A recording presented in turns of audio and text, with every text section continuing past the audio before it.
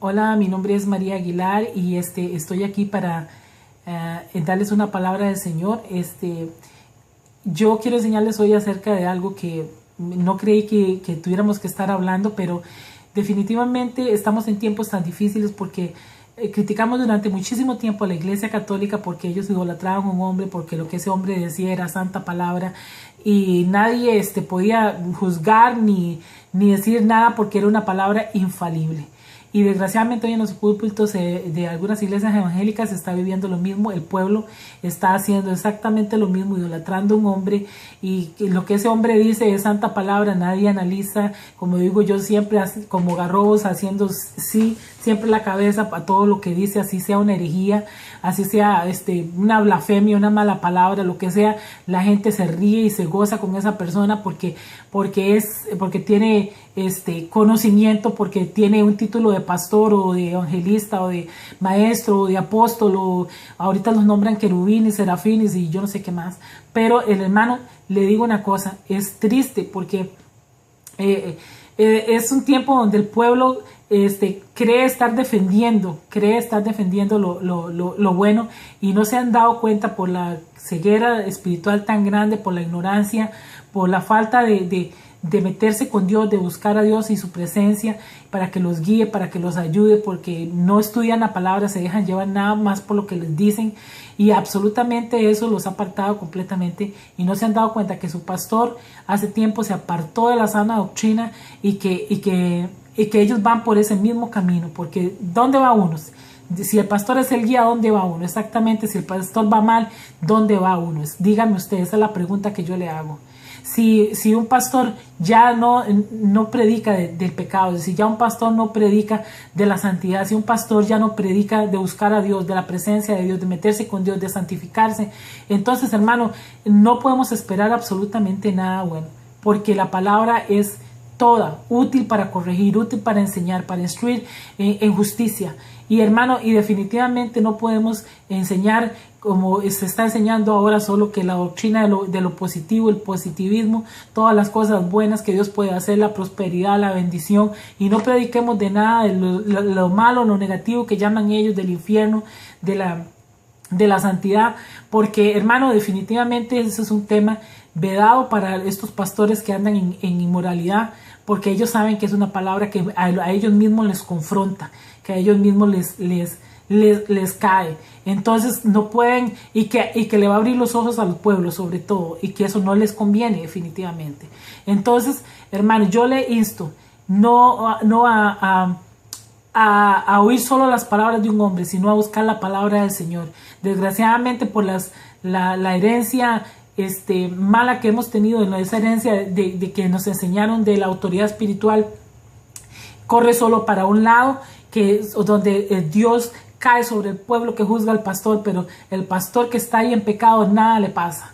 Se los olvidó predicar de Ezequiel, donde la palabra del Señor dice que le dedica todo un capítulo a los siervos que están jugando con el evangelio, a las profetisas que están diciendo que Dios habló y que él no había hablado nada, que no había dicho nada, que estaban negociando, hasta vendiendo las profecías, y los pastores que estaban haciendo negocios con sus ovejas. El Señor les dedica un capítulo completo y les dice todo el juicio que les va a traer, hermano. Y entonces todo eso ha traído un montón de temor en la vida de la gente, y por eso la gente ahora tiene pastores en las iglesias, en algunas de las iglesias donde ellos son los esclavos de esos pastores. Los pastores son como dioses, y otros son peor, porque otros viven en esa anarquía espiritual que vivía en el libro de Jueces, que habla la palabra del Señor en el libro de Jueces capítulo 17, en el 18 y en el 19 y en el 21. El Señor dice que el pueblo hacía todo lo que quería, porque no tenían gobierno y no tenían Dios, vivían en una anarquía espiritual terrible. Entonces, cuando un pastor pierde la autoridad, porque como él anda en inmoralidad, no puede predicar de ciertas cosas, de ciertas cosas que le dañan, entonces el pueblo se vuelve a vivir en una anarquía total, o sea, una cosa sin gobierno, porque no hay nadie que los corrija, no con nadie que corrija ni al siervo ni al pueblo. Entonces es terrible. Vemos a la congregación que que la gente se está divorciando, se vuelven a casar, que la gente va a bailes, que la gente toma vino, que la gente se emborracha, que la gente vive en lujuria, en homosexualidad, que la gente vive en desorden completamente, y nada de eso es pecado, porque lo que hay ahí en esa iglesia es una verdadera anarquía espiritual, porque si los pastores, si el sacerdote perdió la autoridad, todo lo demás está perdido. Entonces, hermano, tenemos que volver y poner las barbas en remojo y dejar de decir, de poner a Dios como que si Dios defendiera la injusticia y condenara a los que están predicando la verdad, la santidad, la justicia y el amor. Y no estamos predicando, como dice la palabra, como dicen algunos, por falta de amor. Todo lo contrario. Oiga lo que dice el libro de Proverbios capítulo 2, versículo 26. Dice que es mejor, mucho mejor, la herida de un amigo que el beso de un enemigo. Si muchos de las personas, amigos de estos pastores o amigos de estos siervos de Dios, tuvieran el valor de corregirles, de causarles una herida ahí para que se vuelvan a las cosas de Dios, hace tiempo se hubiera corregido y no hubiéramos llegado donde estamos llegando. Pero el asunto es, hermano, es que todos estamos dándoles besos y besos y besos y besos porque según nosotros eso es respeto y según nosotros eso es amor, y eso lo que ha hecho es que más bien se metan más hondo en su pecado porque no tienen corrección. La corrección es parte del amor. La gente que ama corrige. Eso es un principio bíblico. Corrige Dios cuando ama a un hijo. Corrige un padre cuando ama a un hijo. Y nosotros, hermanos, la palabra del Señor nos dice que nos debemos corregir entre nosotros. Debemos amonestarnos entre nosotros. Si usted no ha amonestado a su hermano, si usted no ha amonestado al sacerdote, Dios ha tenido que buscar medios para hacerlo. Porque el asunto, hermano, es que Dios ama a sus siervos y quiere que se arrepientan. Pero si la persona no se arrepiente, hermano, ya no tiene excusa de que alguien no lo corrigió, de que alguien no le habló. Es tiempo, hermano, de que hablemos, de que corrijamos a aquellos que nosotros decimos amar, pero que les hemos permitido toda clase de barbaridades en el púlpito, hermano. Y si Dios Dios le habla a usted y no se ha levantado a corregir, Dios va a levantar mucho más gente que lo haga, porque Dios necesita que su pueblo y que sus sacerdotes se vuelvan a Él, que se arrepientan.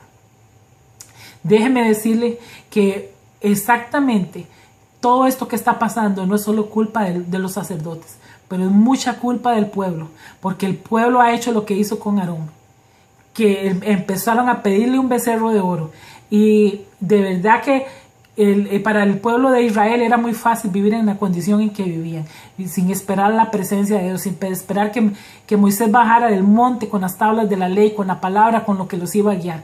Entonces prefirieron un becerro, hermanos.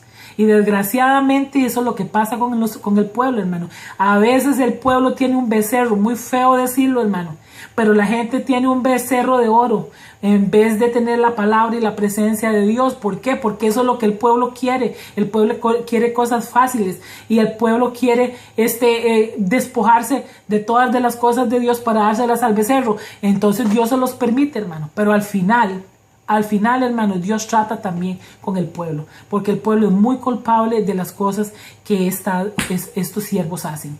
Hermano, yo le insto en el nombre de Jesús que usted busque la presencia del Señor y que deje de andar siguiendo hombres y de andar haciendo cosas que no son correctas delante de la presencia del Señor. Yo insto a los siervos, porque usted sabe que en el libro de Levíticos, en el capítulo 21, el Señor da parámetros. Y el Señor nos dice cómo debemos ser los siervos. Y hay siervos que no podían servir en el tabernáculo simple y sencillamente porque tenían defectos.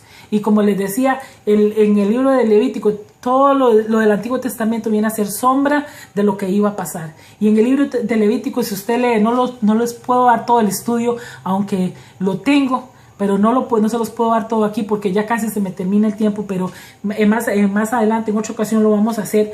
Hay gente que no podía servir en el templo porque tenían defectos, y tenían defectos que eran símbolos de lo que no podían servir en este tiempo también. O sea, son símbolos. Los ciegos, por ejemplo, los ciegos no podían servir en el templo, porque los ciegos son símbolos de la gente que no tiene revelación de Dios, de la gente que camina en sus propias convicciones, en sus propias doctrinas, en sus propias ideas, en cosas que no son la palabra del Señor. Y no podían servir los cojos. ¿Por qué? Porque los cojos normalmente pierden la dirección, ¿no? Se salen del camino. Y entonces al poner un guía ciego, imagínense, y a poner un guía cojo, todos los demás se iban por ese lado. También tampoco podían servir, dice, los que tenían algo mutilado. O sea, ¿por qué no podían los que tenían algo mutilado? Porque quiere decir que esas personas no estaban completas. Y si no estaban completas, no podían servir. La palabra del Señor dice que nosotros tenemos que estar completos en el Señor. El Señor nos hizo completos y tenemos que estar completos. No podían la gente que tenía ojo nublado, porque lo que normalmente nosotros llamamos aquí catarata. ¿Por qué, hermano? Porque no podían ver bien. No podían ver bien, y desgraciadamente en nuestras iglesias, hermanos, no, los sacerdotes tienen ojos nublados porque quieren o porque les conviene, y ven todo el pecado y el desorden que está pasando, hermano, y no pueden ver. Tienen en su iglesia gente que toma, gente que adultera, gente que fornica, tienen gente, hermano, que le golpean a sus familias, gente, tienen de todo en las iglesias, hermano, pero no los ven porque tienen los ojos nublados. Y tampoco dice que podían estar los que tenían quebradura de pie y quebradura de mano, hermano. Porque desgraciadamente, hermano, cuando se tiene una quebradura con cualquier cosita, hermano, se termina de rajar. Así de sencillo. Y desgraciadamente algunos hermanos, algunos sacerdotes tienen la mano quebrada, pero para este lado. Solo para jalar y jalar y jalar para este lado. Hermano, desgraciadamente la gente con quebradura. ¿Cuántos hemos conocido, hermano? Con quebradura en los pies y en las manos. Y también los otros que no podían estar eran los que tenían empeine. Empeine no es esa parte del pie que nosotros llamamos empeine. Empeine es una enfermedad, la puede buscar en el internet. Es una enfermedad que empieza como una ronchita roja, como una llaga, y se va llenando toda la piel y se hace escamosa. Y tampoco podían estar los que tenían sarna. Y la sarna y el empeine eran algo muy parecido, nada más que la sarna se llenaba todo el cuerpo de puras ronchitas y tienen que buscar dónde rascarse. Desgraciadamente, hermano, esta gente también no podía servir ahí, hermano, porque la sarna es símbolo de gente de inmundicia, de suciedad. Y desgraciadamente, hermano, ¿con qué nosotros relacionamos la sarna? Normalmente con los perritos, hermano, que se llena ese sarnoso. Y a veces también con los hombres que son mujeriegos. Entonces, hermano, no podía servir esa gente dentro del tabernáculo. Ninguna persona que tuviera un defecto de esta índole podía entrar en el sacerdocio. Lástima, hermano, que no puedo entrar en detalles porque creo que ya se me acabó el tiempo. Pero me quedan unos minutos. Pero más adelante les voy a dar, si puedo, un estudio acerca de lo que es el servicio del sacerdote. Es algo fascinante. Si usted puede entrar en el libro de Levíticos y leerlo, o el libro de Deuteronomio, lea todo esto, el Éxodo también, y usted va a ver verdaderamente qué es lo que Dios quiere de un sacerdote.